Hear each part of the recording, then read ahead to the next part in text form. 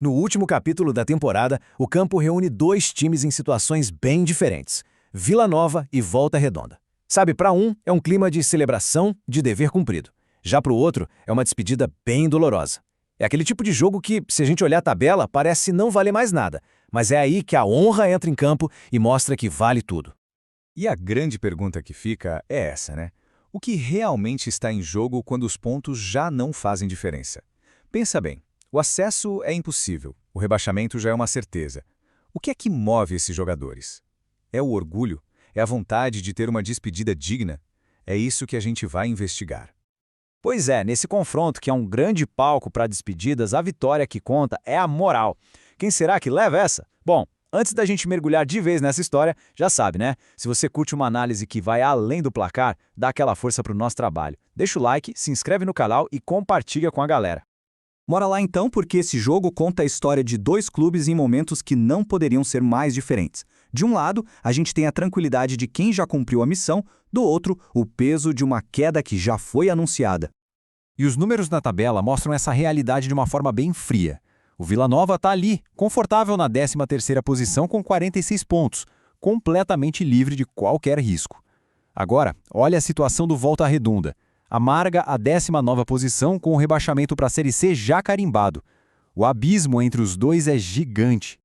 E é aqui que a coisa fica interessante, porque a gente traduz esses números em motivações. Para o Vila Nova, a missão é bem clara, uma despedida honrosa. É um jogo para homenagear jogadores importantes que estão de saída, para fechar o ano com vitória em casa. Já para o Volta Redonda, a missão é outra. É puramente sobre honra. É buscar um último suspiro de orgulho antes da queda. Vamos começar olhando para o lado do Vila Nova e entender como essa partida se transforma em algo muito maior que um simples jogo. Vira um tributo, a última dança de figuras importantes do elenco. E o foco emocional da partida para o Tigrão está todo nesses três nomes: o volante Ralf, o meio-campista Igor Henrique e o atacante Gabriel Poveda. Todos eles fazendo o último jogo com a camisa do clube. É o fim de um ciclo e a torcida, claro, quer uma despedida à altura. Começando pelo Ralf, um veterano de 41 anos, ídolo no Corinthians, que trouxe toda a sua experiência e liderança para o Vila Nova desde 2022. Foi uma peça fundamental no vestiário, mesmo quando passou um tempo no departamento médico. Em seguida, Igor Henrique. 7 gols na temporada para um jogador de meio campo não é pouca coisa, hein?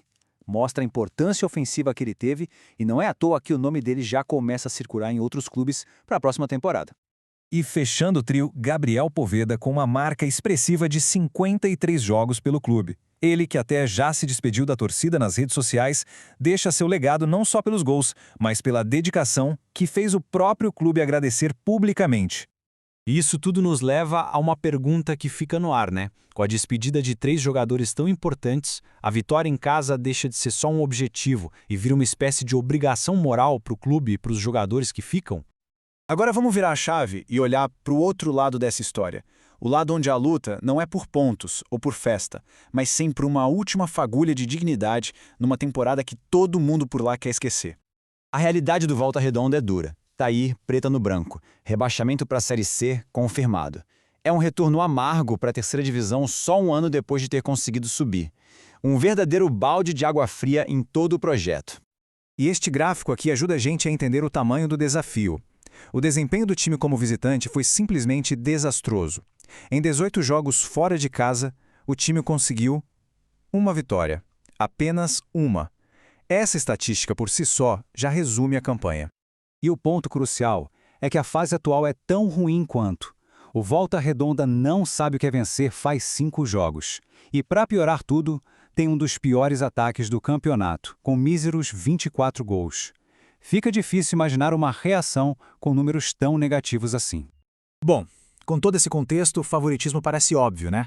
Mas futebol é futebol. E se a gente for olhar os números do confronto direto, será que a história nos reserva alguma surpresa?